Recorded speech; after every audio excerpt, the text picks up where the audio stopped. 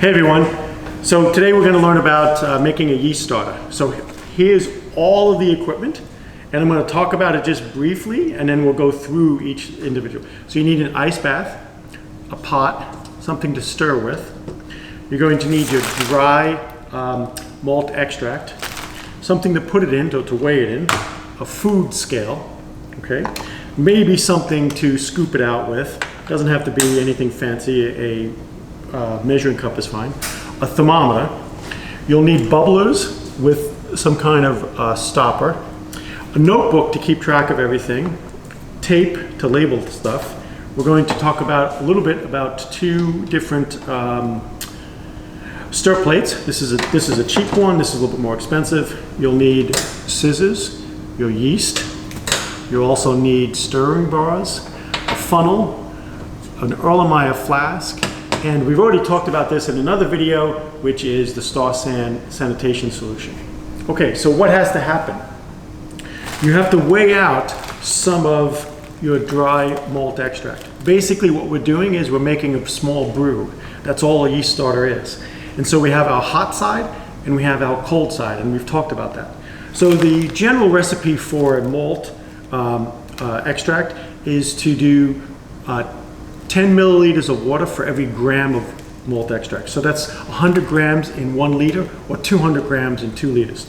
So you're going to weigh it out using your food scale, right? You're going to put it in your pot. You'll add whatever water you're going to be using into the pot in the correct amount, okay? You'll mix it up, and then you're going to bring this to a boil.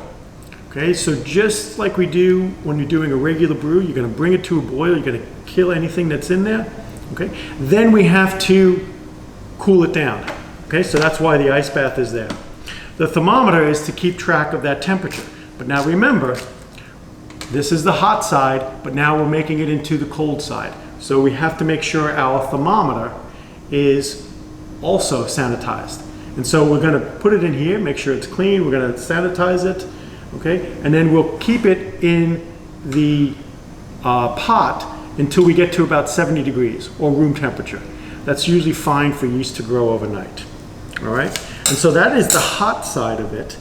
Now on the cold side of it, everything has to be sanitized. So we're going to be using an Erlenmeyer flask, and we're going to be using it on a stir plate. So anything now that wort touches has to be sanitized. So everything it's going to be touching is going to be the stopper, the bubbler, the magnetic stirring bars. Everything's going to go in here, okay? The scissors and the yeast. So this packet has microbes on it, so we want to make sure it's sanitized. So we're going to put that in there. You're just going to throw it in there. And also we're going to be opening up that package with scissors. And so we have to make sure the scissors are sanitized. So they're going to go in there. Just be careful about pulling them out, okay? The other thing that's going to go in there, all right, would be a funnel. And the reason we're going to use a funnel is because I'm going to use that to pour the wort into the flask. And then we're also going to put in the flask, all right? And so this is going to take a little bit of pushing in. You have to push it down, and you're just going to let it settle in. And I usually like to just put the whole thing in there and make sure it's completely covered, all right? And I let that stuff soak while I am working on other things. And so I'm setting up, I'm putting in my notes, I'm setting up my label, I'm plugging in my stir plate. Once I have that all set up, I will take my flask out, okay? I will dig in for a stirring bar. Oops, a stirring bar. I'm gonna do it on the side. And you'll see, there's a magnet in there, okay? I'm also gonna, when I'm ready, I'm gonna get this ready. All right, pull that out, okay? As soon as I put the wort in here, okay, again, everything has to be sanitized. Then I can add, before I put on the bubbler, I can add my yeast. Sorry, I was going a little too fast.